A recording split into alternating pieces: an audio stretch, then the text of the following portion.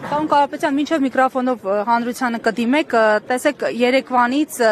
իշխանական ու իշխանամերձ լրատվամիջոցները եւ գործիչները քննարկում են դարձյալ ձեր անձը։ Պարոն Կարապետյան, ձեզ դարձյալ մեղադրում են ձեր թիկունքում ունենալու այսպես նախկինների աջակցությունը, նախկին նախագահների, այս առնչությամբ ձեր դիտարկումները։ Ամեն անգամ նույն բանին չեմ ուզում անդրադառնամ, արդեն երևի 4-րդ անգամ նույն բանը խոսացել ենք, նույն բանը ասել ենք, ասենք իրենց առաջի ցուցակի երևի առաջի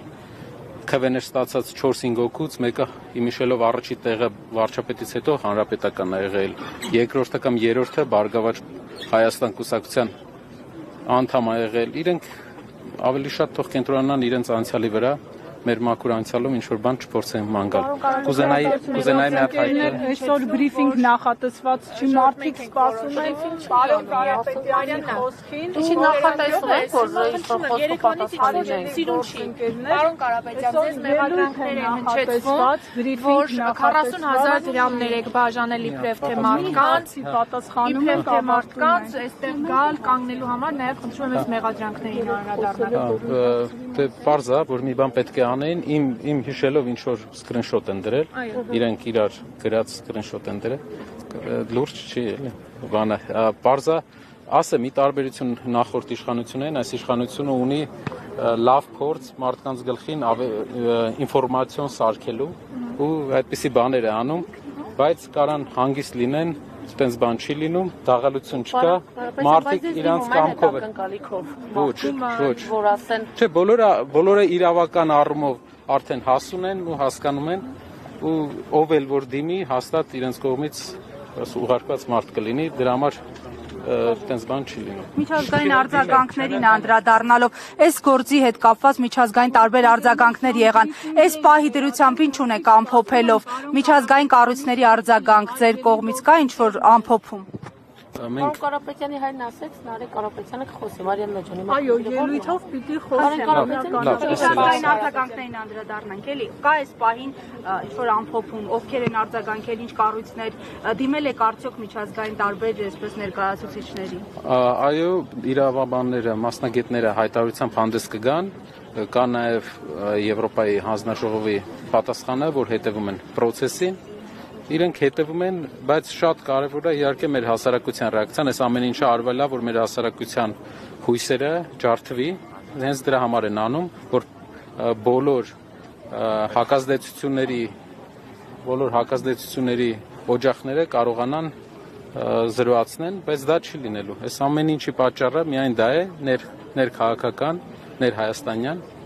Իսկ ինչ վերաբերում է եվրոպական ու միջազգային կառույցները, մենք ամեն երևի շաբաթ ստանում ենք միջազգային լրատվական միջոցներից հարցումներ եւ հարցազրույց անցկացնելու առաջարկություն, քանի որ բոլորին շատ զարմացրել է։ Ու շատ կարեւոր բան եմ ուզում ասեմ։ Եթե մենք դեմը չենք առնում այս process-ի, լինում են այն, ինչ այսօր ա եղել։ Այսինքն 6 քահանա, 8 քահանա ձերբակալվել է։ Հիշում եք, իրանք ասում էին, որ պայքարում են մենակ կաթողիկոսի անձի դեմ։ Կաթողիկոսի անձի դեմ են հիմա պայքարում։ Եկեղեցու դեմ են պայքարում, 8 քահանա են ձերբակալել, թող այդ հեքիաթները պահեն իրենց այդ բաներով ոնց որ տարածեն, բայց դա հեքիաթ է, իրանք պայքարում են հայ առաքելական եկեղեցու դեմ, հայրենակիցներ ջան, այս իրանց հեքիաթներին մի ավատացեք։ 4 օր առաջ էլի Ադրբեջանի հոգևոր առաջնորդը հայտարարություն անում, որ առաքելական եկեղեցին վտանգ է, 4 օր հետո էլի 8 հոգու ձերբակալում են։ Ոնց էլ մենք այդ մեսիջը ձեզ տանք, ձեզ մոլորեցնում են։ Իսկ Ադրբեջանը հրանգավորում է այստեղի իշխանություններին ինչ անեն, պարոն Կարապետյան։ Գիտեք, կա դեդուկցիավ եմ ես հետ գնում, այսինքն կա փաստ եւ այդ փաստից նախորդած ամեն Ադրբեջանի հոգևոր առաջնորդի հայտարարությունից մի քանի օր հետո տեղի ունենում այսպիսի մի դեպք։ Այս մարդիկ ոչ հոգևոր հովիվին են մեր եկեղեցու թիրախավորել են Հայաստանի ամենամեծ ռեպուտացիա, ամենամեծ վարկանիշ ունեցող կառույցին, հայ ժողովրդի համար, միավորող ուժին, սփյուռքետ միավորող ուժին, որպիսի հնարավորության դեպքում կարողանան հակազդեն հայկական պահանջատիրությանը ցեղասպանության ուղղությամբ։ Այսինքն, որպիսի ցեղասպանության հետ կապված մեր ազգի բոլոր պահանջները ճանաչման հետ կապված բոլոր պահանջները հնարավոր լինի ինչ որ ձև Հայաստանում արդեն չեզոքացնել։ Այս ամեն ինչ 8 քահանա, ես զարմանում եմ ինչ դեգրադացիա գնում իրանց մոտ էլ։ Հանրային քաղաքական շրջանակները իրավիճակը փոխելու հնարավորություն է սպայնում են հարված իրենց վրա վերցնելու, որ եկեղեցին չմնա մենակ։ Այն բաները, որ իրանք հայտարարում են, այդ 40,000 դրամ այն իրանք վախենում են այն ազդեցությունից,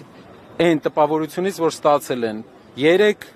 մի քանի հազար մարդ 12 ժամ, 10 ժամ ստեղ սպասել է։ Դա իրանց ցույց է, որ չեն հոգնում գնում։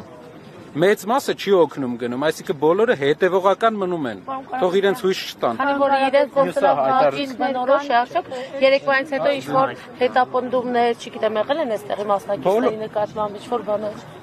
Հետապնդումները դա կարճաժամկետ խնդիրներ են, էդի ուղղակի ունի նպատակ մարդկանց ինչ-որ մտքեր առաջացնելու մարդկանց մեջ, բայց այդպես խնդիր ինձ թվում է ով որ գալիս է ինքը արդեն գիտի,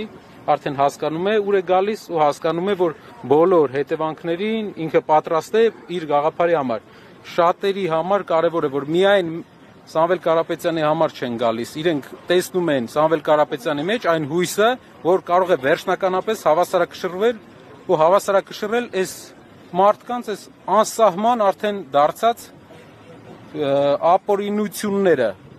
Այսինքն մարդ պայքարում է եկեղեցու իբր հոգևոր հովիվի դեմ, բայց այսօր եկեղեցին արդեն փակ է։ Ինչն է, ինքը ասում է ես եկեղեցու հետևորդ եմ, եթե եկեղեցու հետևորդ ես, 8 քահանա, ինչու ես ձերբակալել, ինչու ես կալանավորել։ Սա հարգելի հայրենակիցներ համոզում են ինչ որ ձև իրանց մեդիա ռեսուրսներով ձեզ ուզում են մոլորեցնեն, իրանք ուզում են եկեղեցին թուլացնեն, ոնց ասեմ ձեզ, եկեղեցին թուլացնում են այս մարդիկ, որ իրանց նպատակները կատարեն, այն նպատակները, որի պարտավորությունը ամենայն հավանականությամբ վերցրել են։